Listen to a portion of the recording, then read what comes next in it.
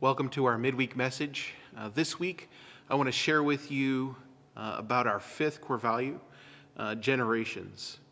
On Sunday, we talked about the reality that we need each other, that our older generations and our younger generations need each other, and that we can learn from both.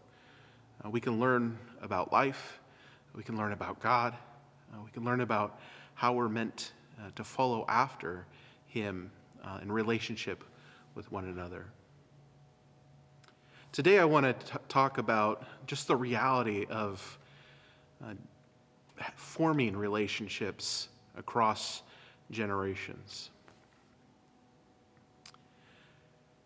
In the book Growing Young, the authors outline the learnings of a research project that they have done. This research project was meant to discover what it is that churches who are growing with people between the ages of 19 and 29, what are they doing? Why are young people attracted to those churches? And they ended up coming up with 6 different things. The first is that all of those churches that were involved in the study take the message of Jesus seriously, which means that they are gracious, that they're loving, and that they're kind. The second thing that they saw was that there's a warmth in the community. The third thing is that older and younger people are invited to participate in the life of the congregation by being given the opportunity to lead ministry areas. The fourth is that these churches tend to strive to be the best neighbors to the people in their communities. The fifth thing is that they prioritize young people and families everywhere, and everything that they did, they looked at and they understood, and young families, and they prioritize them. But the most difficult of all of these things is the last attribute that these churches had, and that is empathy. Learning how to relate to one another without being judgmental or being or condemning, but learning to see different perspectives, seeking to understand them, and then to minister in such a way that people can embrace. As I was thinking about this need for empathy amongst the generations, I've come to the conclusion that doing ministry between the generations is really doing ministry cross-culturally. Our older generations have a way of viewing the world and being in the world that is theirs. And the younger generations have a different way of living in the world and seeing the world and being in the world that is theirs. Now, within the older generations and the younger generations, you're gonna have variations. But the truth of the matter is that there's a huge divide in the way that the typical person from Generation X and older, and a person from the typical person from the millennial generation and younger see the world. And so when we talk about doing intergenerational ministry, we're talking about doing cross-cultural ministry.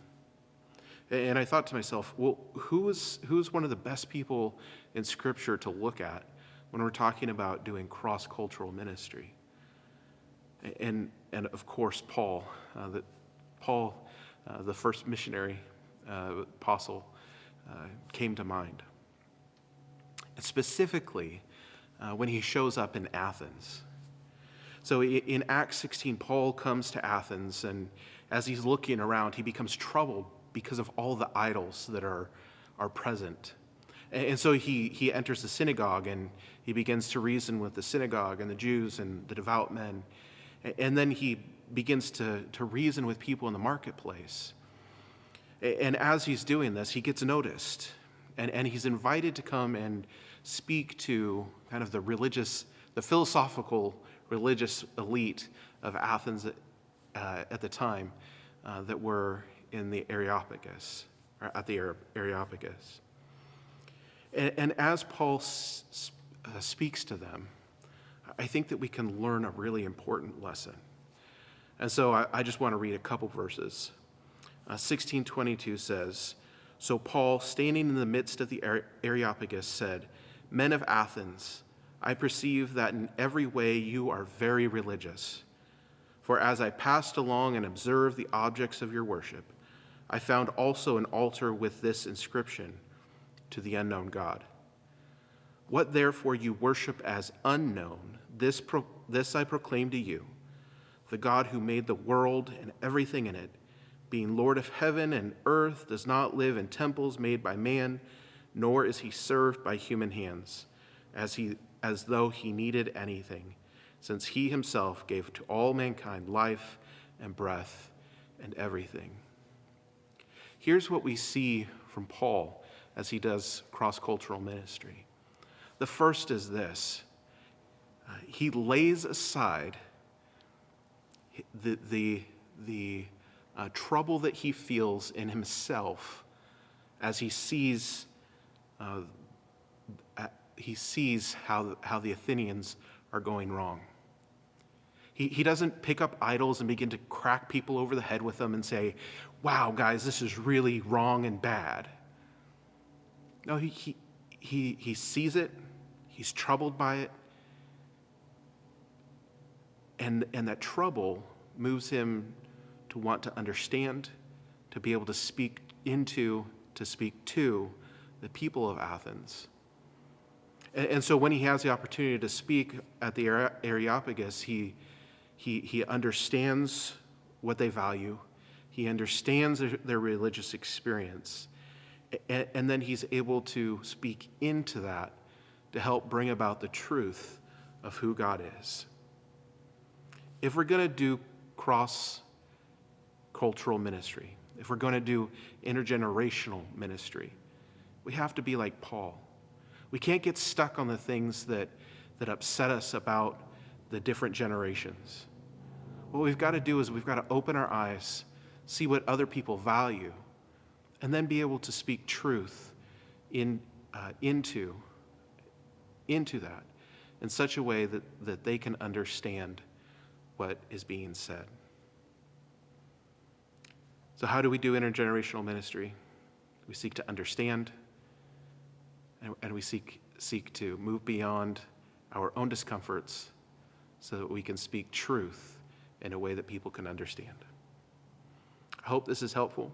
I hope this is how we as a church can be, both together and as we go in the world. Blessings.